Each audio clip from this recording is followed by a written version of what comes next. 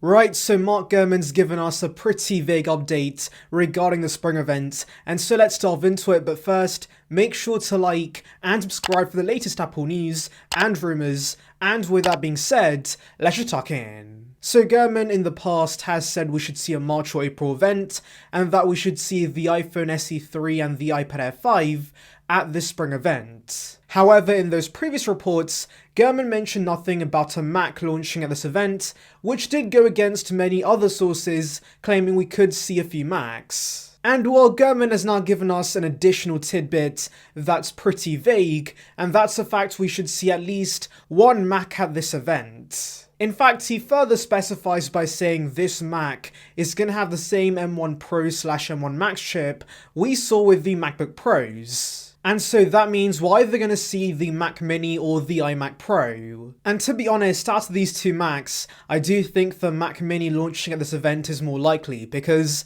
we've had plenty of reports suggesting the iMac Pro's been delayed, and it's really because of that massive mini LED panel on the front, and so the Mac Mini just being a box does mean it's much easier to produce these. And yes, I know some of you guys might be saying that we have not heard much about the Mac Mini with the M1 Pro and M1 Max chip, but of course do remember that the original M1 Mac Mini was not leaked by any source, it was a complete surprise, and so I do think that's going to be the case once again. So yes, I'm relatively sure we're going to see the Mac Mini at this event, and by the way, in case you're wondering about the upgrades, we should see the M1 Max, the M1 Pro as I mentioned, but we could also see a new design for this that would be thinner and also would have plexiglass on the top for better Bluetooth and Wi-Fi reception, which is a massive issue with the current design. We should also get more ports on the back because of the M1 Pro and M1 Max chip, a power connector similar to the iMac,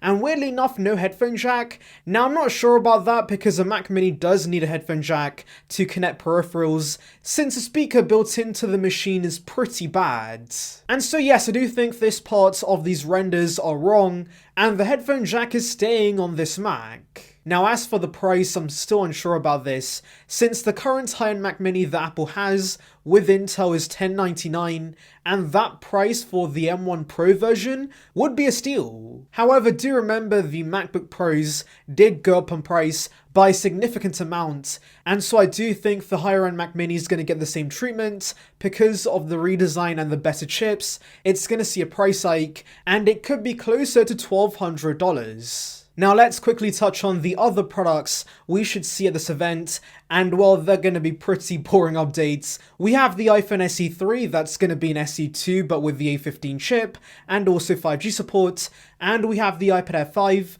that's going to also get the A15 chip and 5G support, but also new colours, a flash on the back, and also center stage. So yeah, those are all the updates, but tell me in the comments below which products are you thinking is going to launch at this event? Anyways, thank you for watching guys, make sure to like and subscribe for the latest Apple news and rumours. Check out the video in the card above on details regarding the iPad 10, and on that note, I'll see you guys in the next one. See ya peeps.